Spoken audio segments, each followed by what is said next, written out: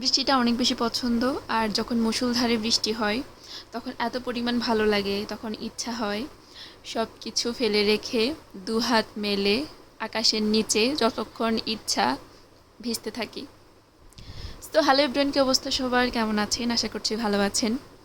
কিছুদিন আগে বাড়িতে গিয়েছিলাম, তো টানা অনেক দিন ধরে বৃষ্টি ছিল, তো অনেক বেশি ইচ্ছা হয়েছিল বৃষ্টিতে ভেজার জন্য, কিন্তু ভেজা হয়ে ওঠে নাই। আর আমার মামাকে ভিজতে দিবে না, তো পরে আমাকে তো ভিজতেই হবে, যেহেতু আবার চলে আসতে হবে।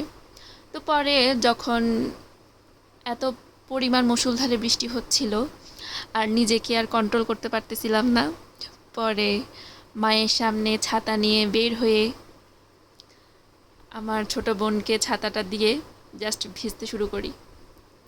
আর আমার এটা করাটা উচিত হয় নাই, কারণ আমার ছোট্ট একটা বেবি আছে আর এটা ওর জন্য একটু প্রবলেম হবে, কিন্তু ভাগ্যিস কোনো প্রবলেম হয় নাই, আর আমার বেবিরও কোনো প্রবলেম হয় নাই।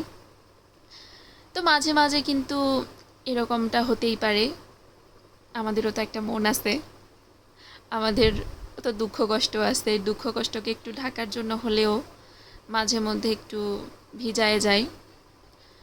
আর গ্রামে যখন প্রচণ্ড বৃষ্টি থাকে, টানা অনেক দিন ধরে বৃষ্টি থাকে, তখন কিন্তু কাদামাটি হয়ে যায়, হাঁটা চলা করতে অনেক বেশি প্রবলেম হয়ে যায়। তো এটার জন্য অনেকটা বেশি অসুবিধা হয়ে যায়, যখন কোনো কাজে যাবে তাড়াহুড়ো করে আসলে যাওয়া যায় না। তো গ্রামের জন্য মানুষের বৃষ্টি অতটাও, এটা শুধু ঘরে থাকা অবস্থায় ভালো লাগে, কিন্তু যখন চলাফেরা করতে না পারে তখন খুবই বিরক্ত লাগে।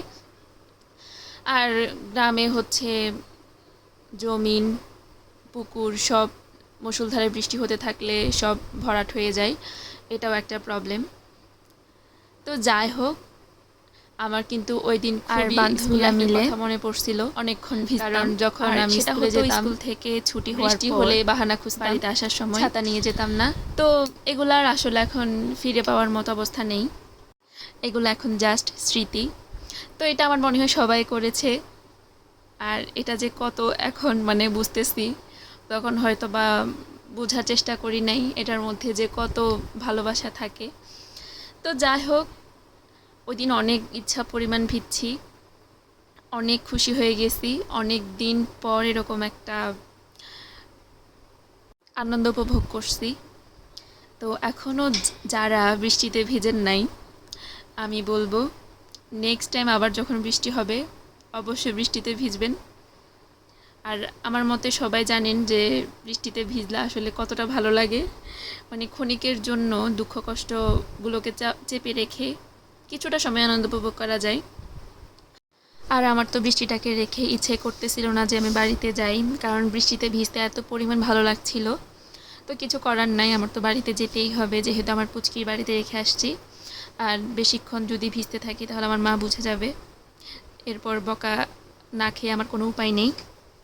এই যে অবস্থা দেখেন আমাদের রাস্তার, মানে এমন অবস্থা, আমি তো অলরেডি স্লিপ কেটে একবার পড়েও গেছি, আর আমার বোন হাসাহাসি করতেছে। তো ফাইনালি বাড়িতে চলে আসছি, আর আমি আমার সব দুঃখ কষ্টকে কিছুক্ষণের জন্য বৃষ্টিকে উৎসর্গ করে দিলাম। তো আজ এ পর্যন্তই, দেখা হবে পরে অন্য কোনো ভিডিওতে, সবাই ভালো থাকবেন।